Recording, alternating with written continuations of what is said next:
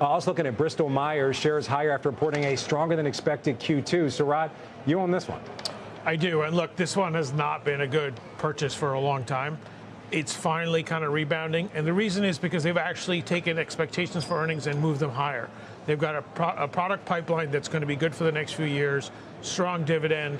And I think this is the kind of value stock that you buy before the catalyst, and you've got the catalyst now. So I like it, and I still want to own it.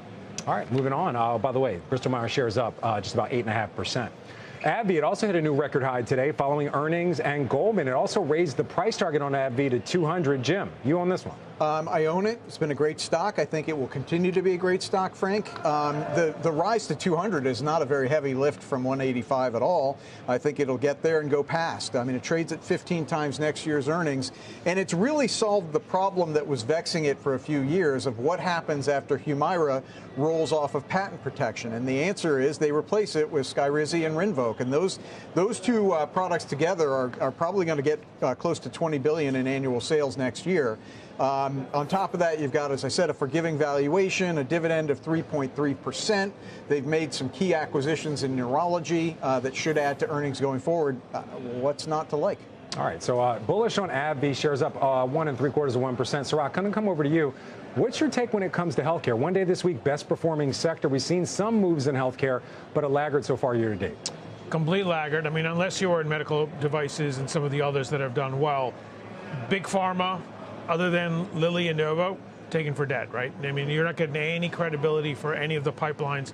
And that's what you're really seeing. If you get some of these earnings growth, you get some of the products coming out, you look at a J&J as well, I think there's value there. They're not trading at ridiculous multiples, and you've got great cash flow, and if you've got an economy that's kind of slowing down a little bit, you've got growth, cash flow, and earnings.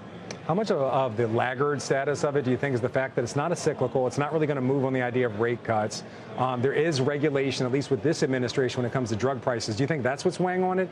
Or is it just investors are just seeing more opportunities other places? I think you're seeing more opportunity now. You're actually seeing what some of the investors have done.